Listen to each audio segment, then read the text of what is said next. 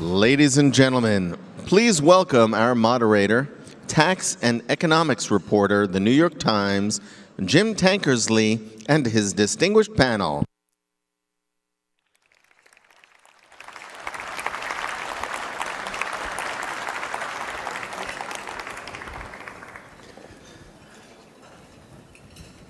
Hi, everyone. Thanks so much for joining us for what I know you are looking forward to as the sexiest discussion of the day, the carbon tax panel.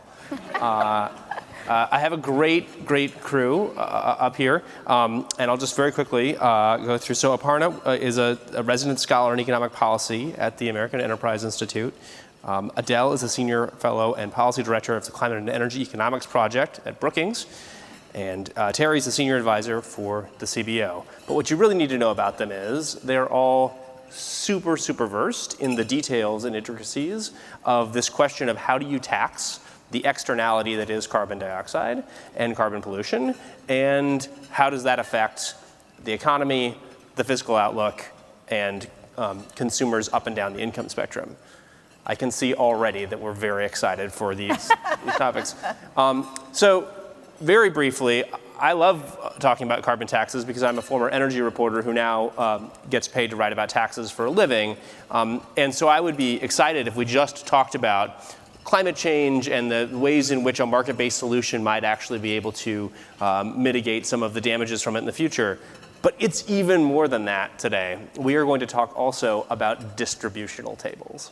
So with all this setup, I want to just start with sort of an overview. And while I know everyone here, I'm sure knows some basics about carbon taxation, maybe the panel could run us very quickly through why we should think about carbon taxes as a possible way to address fiscal and economic concerns in America. Aparna, you want to start us off? Great, yeah. I mean, not just for the environmental reasons, but I think a carbon tax is a market-based mechanism to tax, as Jim said, carbon pollution. It gives firms the incentive to change behaviors, to adjust to cleaner technologies. It gives consumers, because when you have a carbon tax, it increases prices. So people can respond to that as well. So what I love about a carbon tax is that you don't have a huge sort of, regulatory mechanism. You don't have this huge administrative system that's required. You already have a way for taxing people.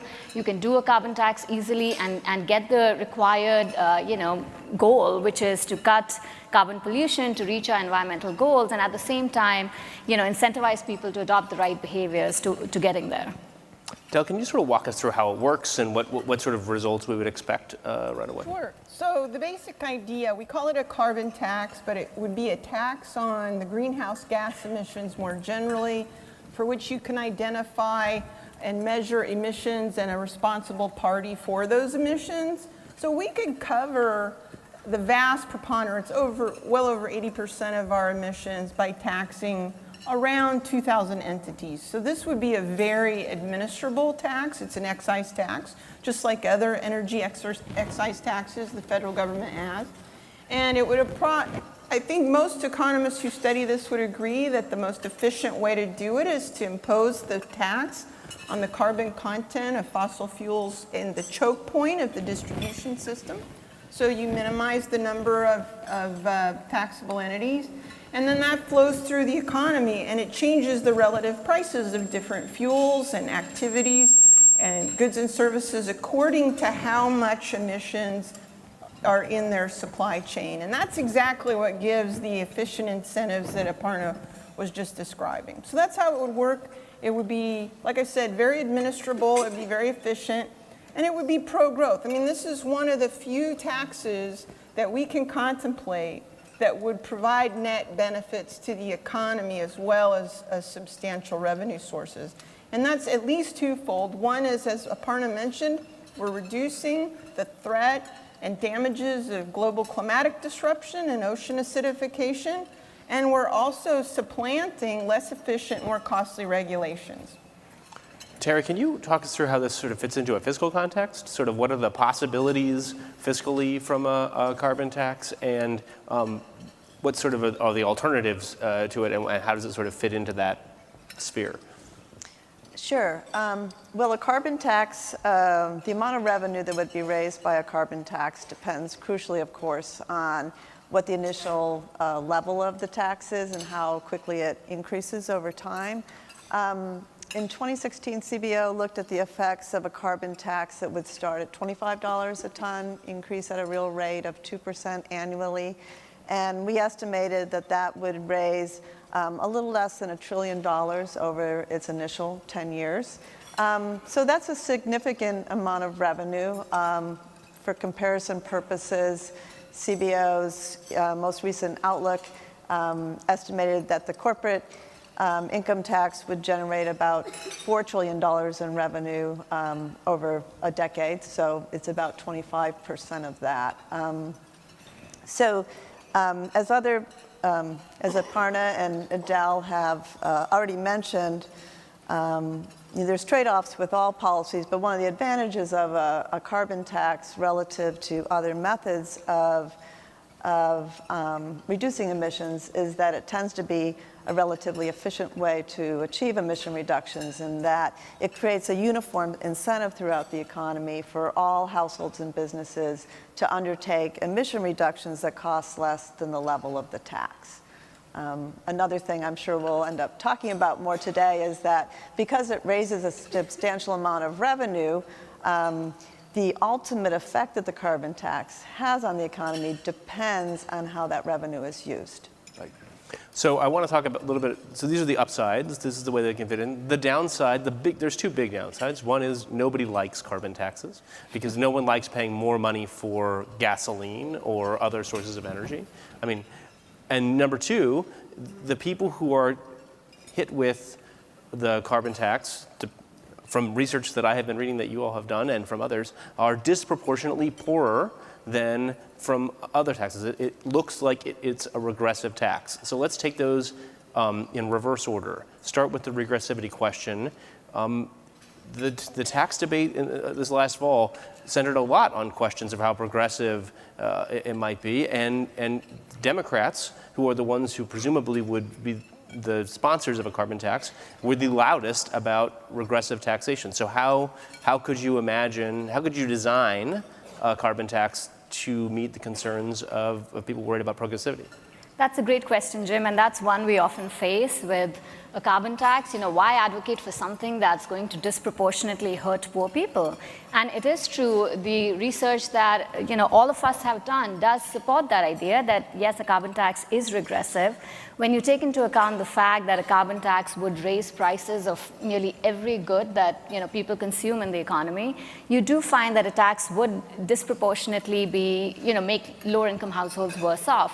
But I think that's not that's not where we should stop with a carbon tax. I think there are ways to design a carbon tax so that you could actually return some of those revenues back to the lowest income households. So Adele and I did an analysis, and we said, you could be generating about $100 to $150 billion a year, and if you could return even 10% of that back to the bottom 20% of households, they would be as well off as they were before a tax.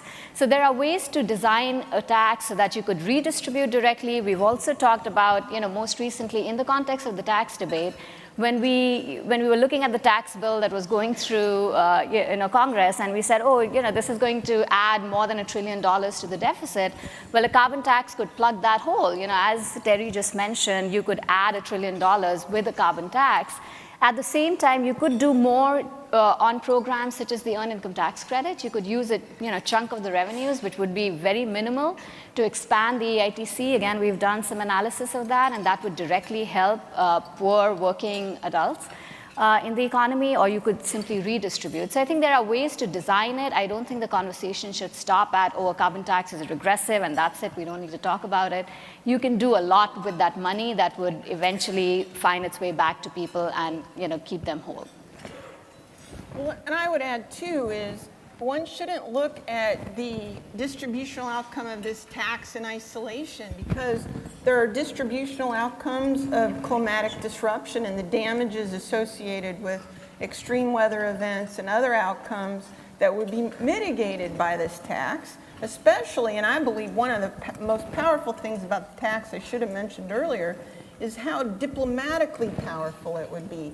Key to the success of our policy will be our ability to leverage it abroad and secure similar ambition in other countries. And I think a tax is a far more strong tool for that than a regulatory approach, or certainly what we're doing now, which is basically nothing.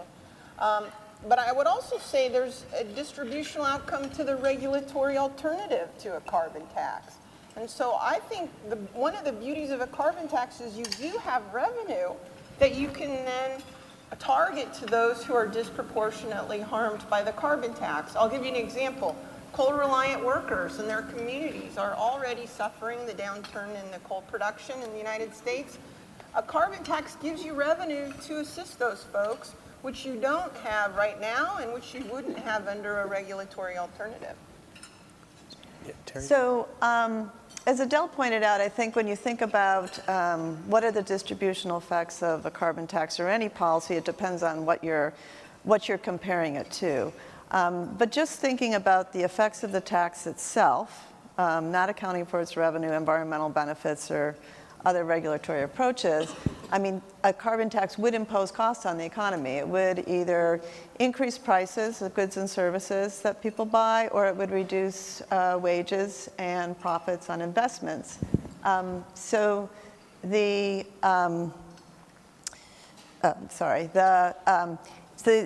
ultimate distributional effects that we think a carbon tax will have kind of depends crucially on what we assume about how much of it's passed forward into higher prices that people, for the things that people buy, or passed backwards onto lowers wages and profits.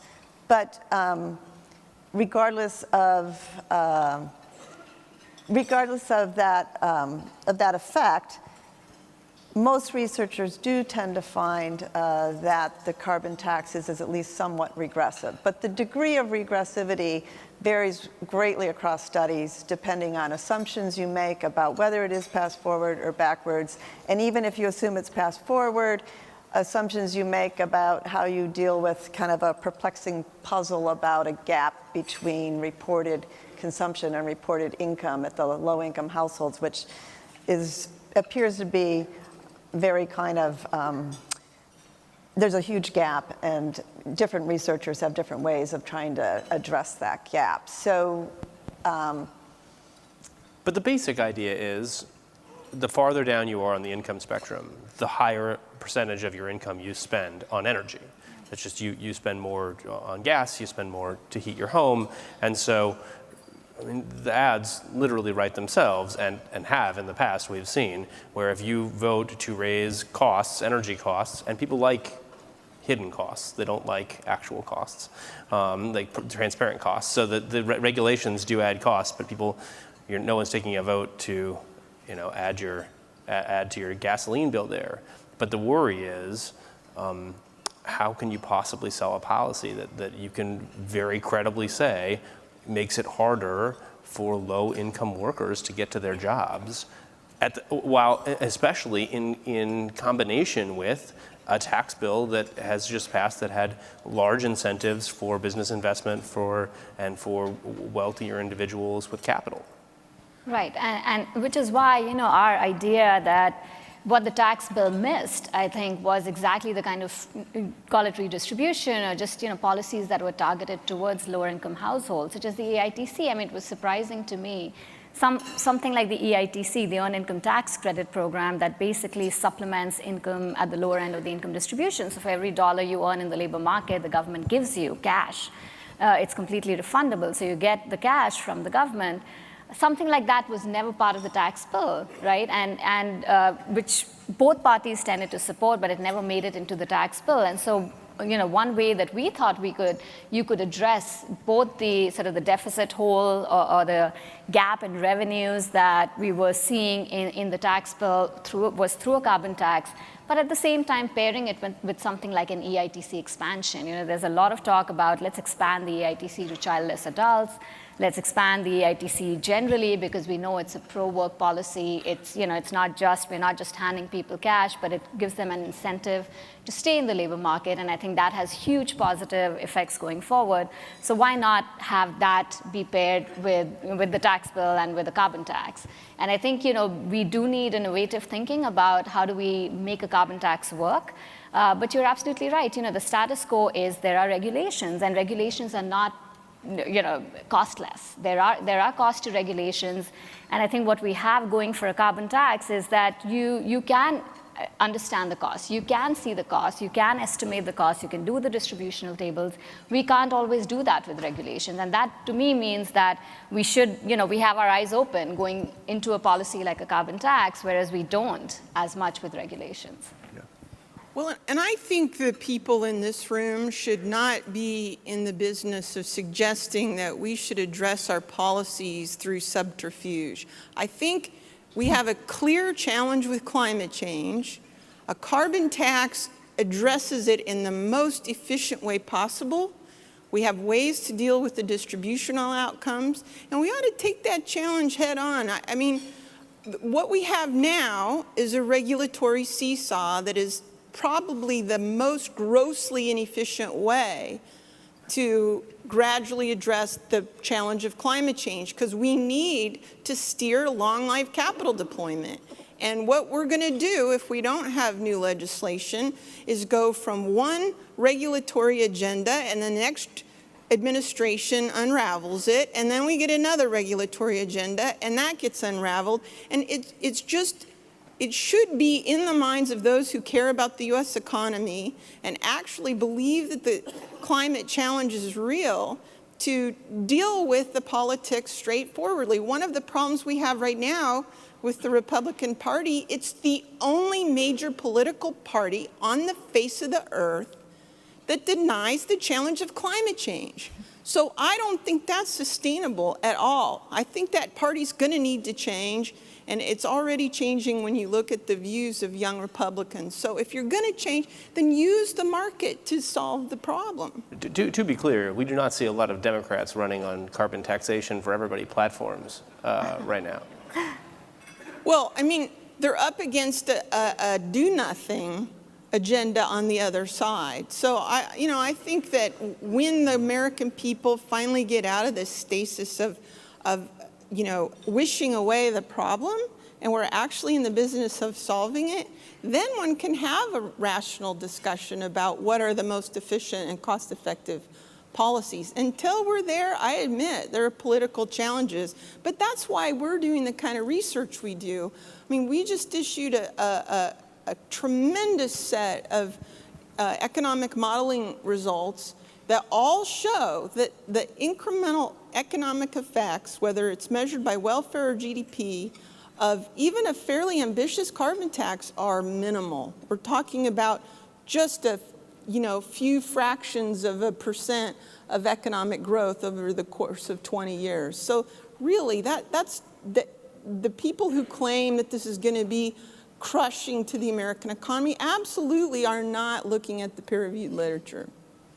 Terry, can you talk a little bit about the distributional consequences of inaction on climate change, sort of who gets hit and by the damages? I really can't. I'm sorry, we haven't looked at that. So can you talk a little bit about a little bit more then about the sort of the distributional consequences of other policies that might be used for deficit reduction as opposed to a carbon tax? What are some things that CBO considers that would be more progressive, for example, as deficit reducers, or less progressive compared to a carbon tax? I'm sorry, Jim. I can't talk about that either. We haven't looked at those comparisons. Yeah. I mean, just to make clear, one of the points that I was trying to bring out earlier, though, is that when talking about the distributional effects of the carbon tax itself, is regardless, it's very difficult to determine those distributional effects, but it will increase prices across the income spectrum. And there are a variety of ways that can be used, a variety of policies that could be used to help offset some of those costs to low-income households. The one that Aparna and Adele have been talking about, the earned income tax credit, is one. CBO has looked at several others.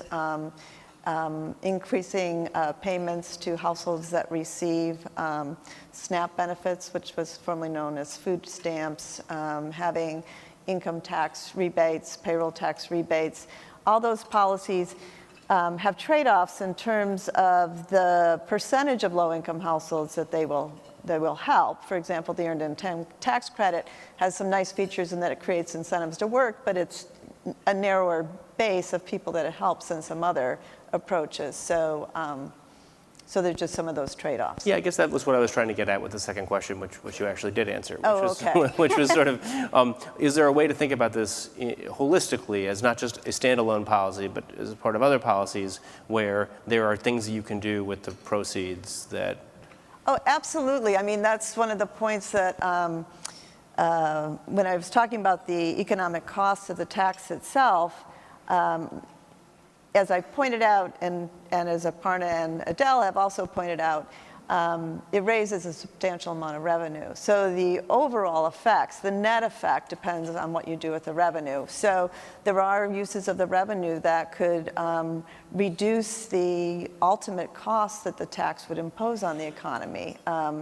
For example, a lot of researchers have looked at the possibility of using the revenue from a carbon tax to reduce existing taxes that cause distortions in the economy. One of the ones that a lot of researchers have focused on is the corporate income tax.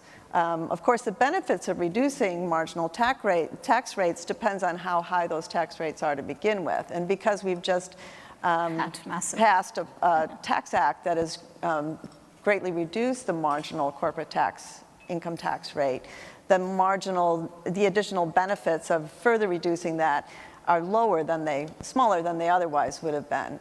In contrast, the 2017 Tax Act, coupled with other spending policies that have been pieces of legislation that were recently passed, have added to the deficit, and we have a debt that's projected to be close to 100% or more of GDP by 2028. So that debt also has real cost consequences for the economy, slowing savings and investment, reducing future output, and causing rising interest costs to put pressure on the budget for two things. So using the revenue from a carbon tax to reduce deficits and ultimately lower the debt, in turn, would reduce the cost that debt would impose on the economy. So those are some of the trade-offs that are important to think about how we use that revenue. I mean, I think it's interesting. It's always hard to talk about one hypothetical shifting to another hypothetical, which is what we are talking about here. We haven't seen a major legislative push since the cap and trade bill for any kind of a carbon price. But there was for a while this sense, particularly in conservative policy circles, that a carbon tax swap was the most likely way to make it happen, that you reduce one tax while raising this other tax. But now it sounds like the marginal value of that maybe is falling if it's corporate rates, and so does it sound like the case is higher for just a straight levying the tax and the swap is for deficit reduction? Well, you're right. You know, the reason I think we were for the longest time talking about a carbon tax, corporate tax swap was, well, Republicans want corporate tax cuts and, maybe Democrats want carbon taxes. And so this was a great way to pair up the two ideas and say, okay, we can reduce distortionary taxes like a corporate income tax, but, increase carbon taxes. It obviously makes much less sense now because we're at 21%. We used to be much higher. I do think that there are other tax swaps that are worth considering. People have modeled things like a payroll tax cuts. If you had, a carbon tax and combine that with a cut in payroll taxes, I think you would again reach many more working, poor people and many more working adults than you would even with a corporate tax cut. Because the issue with the corporate tax cut was always, well, what do we assume about incidence? And is it really going to help low-income households? With a payroll tax cut, I think that's far clearer. You would imagine that many more, especially lower-income households would be helped with that. A new idea that we've seen come out of the conservative side is, fee and dividend kind of approach, where you say, okay, we will impose a carbon tax, but maybe return the revenues lump sum to households. So every household, irrespective of income, gets the money back. And so, I think the idea is to make it a little bit more palatable to everybody, because you're saying, okay, we will tax you, but then the money is eventually coming back to you as cash. And I think, there are pros and cons to that idea. I think, my biggest concern is we don't need to be sending cash back to higher income households. I mean, the idea is to raise revenues and maybe use some of the revenues more efficiently, to cut maybe other distortionary taxes and not just to do a refund. But again, there seems to be support for that idea because, you're not, in fact, increasing burdens on households. So there are interesting ideas, I think, still coming out. I wouldn't completely give up on a tax swap. Yeah. Adele? Well, I would just say, too, that you want to compare a carbon tax to other ways to reduce the debt. And if you're worried about the debt and you're worried about lower-income households, certainly one way that folks have talked about reducing deficits and debt is through reductions in entitlement spending. And that probably would have a quite regressive impact. So again, you want to compare that tax to the alternative policy. And I like the idea of a combination. Look, there are a lot of levers to press on in different ways when you've got $1 to $2 trillion over the 10-year budget window to manage different stakeholder concerns and create, greasing the wheels of a deal, I think, is entirely possible, where you've got some debt reduction or deficit reduction, you have some targeting to lower income households, maybe you have some other tax reductions. I think that is the conversation we should be having.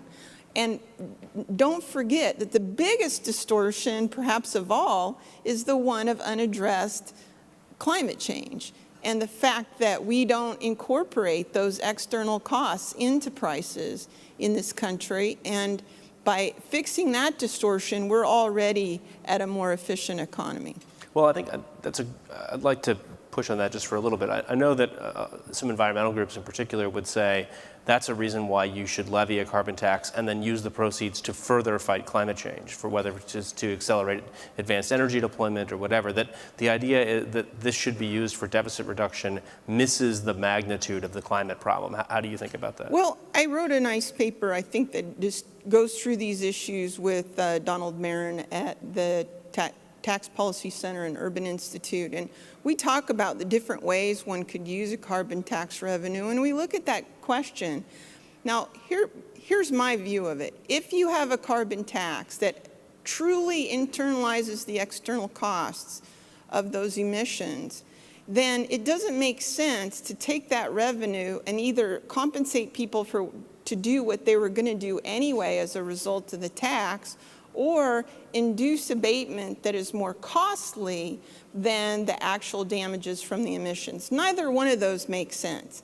I do think there are other market failures involved in climate change, and those can be addressed in other policies. I would not necessarily put them in the targeted revenue. And these are things like research and development into basic technologies that could be used to lower emissions at lower cost, that sort of thing. And there might be emissions that you can't really tax because you can't measure the emissions exactly or find an identifiable party.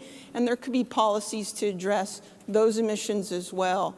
But I'm not a huge fan of taking the bulk of the revenue of $1 trillion to $2 trillion and then spending it on things that very well might occur anyway.